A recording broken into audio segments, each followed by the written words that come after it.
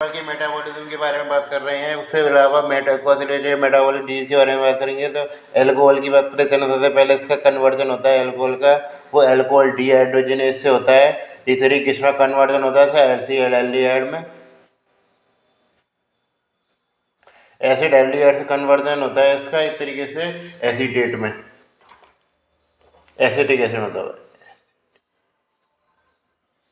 इसमें भी dehydrogenase use हो रहा है, यानी कि इस तरीके से इसमें NAD+ का यूज होता है।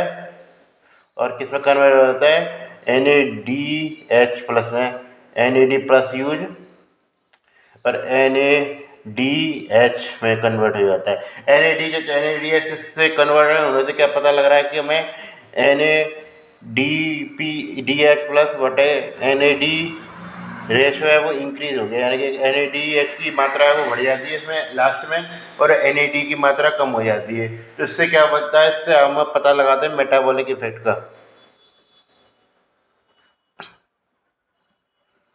मेटाबॉलिक इफेक्ट क्या आते हैं अल्कोहल के? सिंपल सी बात है, क्या होगा इससे? सिंपल सी बात है, ये कन्वर्ट पायरुवेट का लैक्टोन में कन्वर्जन ज़्यादा बढ़ जाएगा, तो उसके लिए NADH चाहिए होता है, NADH निकलता है। तो उसको बैलेंस करने के लिए सिंपल सी बात है, पायरुवेट का कन्वर्जन लैक्टिक एसिड में बदल जाएगा, पायरुवेट का लैक्टिक एसिड में बढ़ जाएगा, तो इसलिए लैक्टिक एसिडोसिस हो जाएगा, लैक्टिक एसिडोसिस।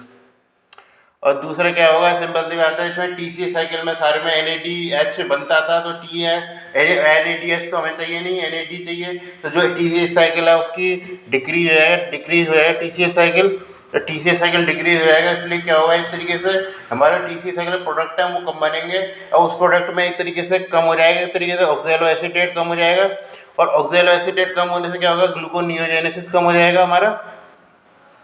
ग्लूकोनियोजेनेसिस कम होने से क्या होगा? इस तरीके से हमें एक तरीके से फास्टिंग हाइपोग्लाइसेमिया देखने को मिलेगा।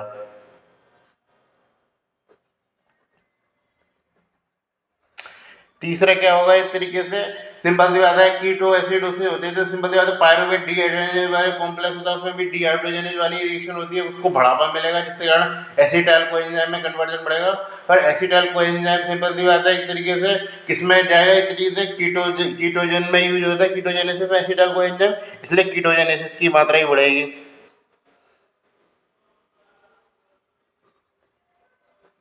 कीटोजेनेसिस क्यों बढ़ रहा है? क्योंकि एसाइल कोएंजाइम ये बढ़ रहा है, इसलिए कारण हमारे एक तरीके से कीटोजेनेसिस बढ़ेगा।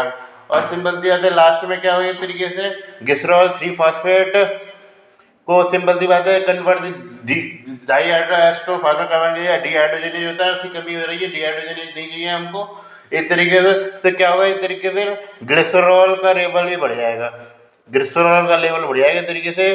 सिंपल सी बात है, रिएक्शन में ये ज़्यादा हो जाएगा डाईहाइड्रोक्सी एसीटोन फास्फेट की मात्रा में, ये चीज़ होने को मिलेगी। इसके अलावा इससे क्या होगा? एक तरीके से फैटी एसिड बढ़ जाएंगे एक तरीके से बॉडी में, और इससे क्या होना? आपको क्या मिलेगा? फैटी लिवर देखने को मिलेगा। तो ये सिम्टम देखने को मिलते हैं एल्कोहलिज्म में, जो कि फीमेल में ज़्यादा रहते हैं। ये जानने का फीमेल में ज़्यादा देखने को मिलते हैं। इसका इनिबिट क्या करता है? फोमेपेजोल करता है इसको इनिबिट,